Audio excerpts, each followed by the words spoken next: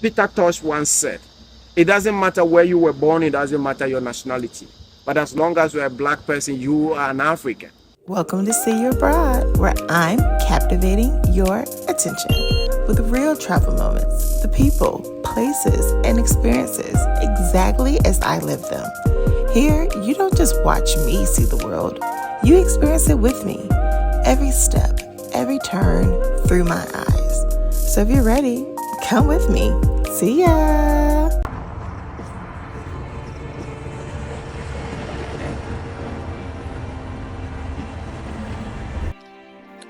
It is incredibly meaningful to visit the Assin Manso Slave River site first, before visiting Elmina Castle or Cape Coast Castle, because you are following the same route many enslaved Africans were forced to take.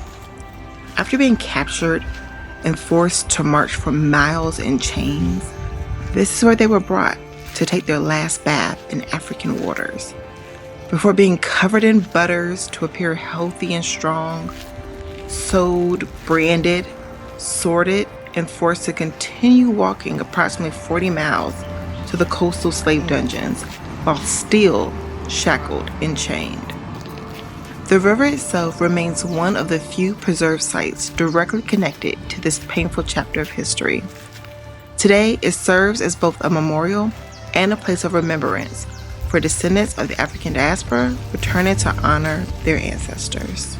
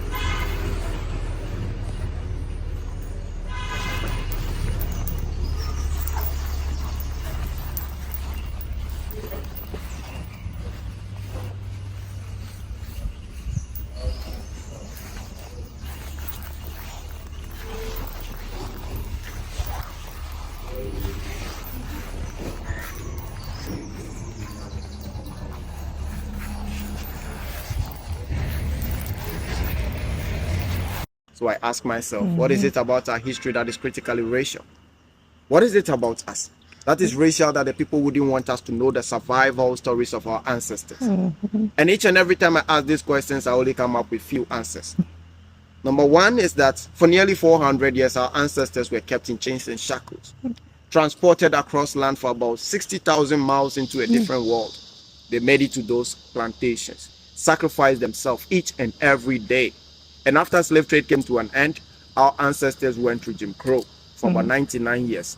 They went through lynching for about 86 years, segregation and so many other systems. They survived them and we are still surviving. So the question is, why were they surviving? It occurred to me that our ancestors needed to survive to leave a legacy behind for their unborn generations. They wanted to leave us a history that is so much empowering, but then unfortunately the people thought our history is critically racial. Information, they say, is power. But once you keep it away from the people who are supposed to benefit from it, you are rendering the people powerless. If they keep the narratives of our ancestors surviving all these horrible things away from us, how do you and I get to know what they sacrificed for us to be here? Right. How do we get to empower ourselves? We don't. Then people can now push us into a corner and narrate a story to us, a story which will benefit them rather than ourselves. Absolutely. Our people say we need to know where we are from to know where we are going. As an African kid born on this land, when I took the job here, I took a lesson. I mean, I read a lot of these books. But when I got here, it occurred to me to take a survey, to ask the diasporans, Africans who are coming into this land, where are you from? And when I asked them these questions, they always ended up telling me, Kwame, we are from Canada, we are from UK, we are from the US, we are from this and that. Then I asked them again the second time, where are you from? They looked at me and it took them a minute. They responded by telling me, Kwame, we are Africans and so we are from Africa. And I responded, I know. But again, where are you from? The third time they said they don't know. All the answers they gave are actually right. The first one was because they thought of their place of birth. So they gave me the cities, the towns, and the countries in which they were born. But the second one, they thought of their place of origin. So they said, Kwame, we are Africans and so we are from Africa. You see, Peter Tosh once said, it doesn't matter where you were born, it doesn't matter your nationality. But as long as you're a black person, you are an African. I love that statement growing up. But then I decided to look at it from a different perspective. From the continent itself, you realize this land is rich, but not all of us are black. In Morocco, Tunisia, Egypt, and various other parts, they don't share the same skin color as you and I.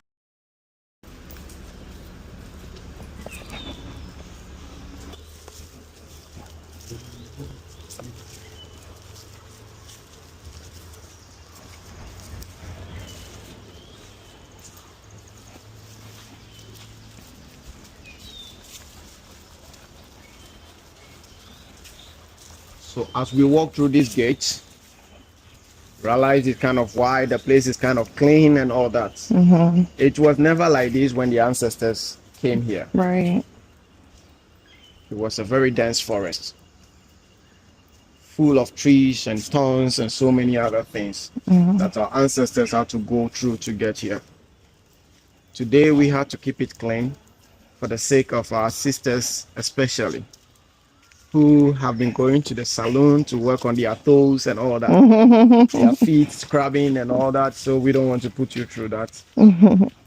So that's why we advise the place is kept clean and we clear it off weeds and all that. So you feel comfortable to walk to the river. As we take this walk, I want you to ask yourself, if the ancestors hadn't survived this journey, would you be here? Right. But not. Now you are here on this land. What is it that you owe to your ancestors? That is something you have to ask yourself. Because if they hadn't made it, we will never be here. We will never have the opportunity to be sharing this moment with ourselves. And as a moment like this has come to us, we have to appreciate it and thank our ancestors for all the sacrifices that they have put in place for us to be here at this moment. Because they would have killed anything in their way. They would have given anything to be here themselves. But they are not, and you are. So that's something you have to appreciate. Okay, Sanwechi. Why don't you so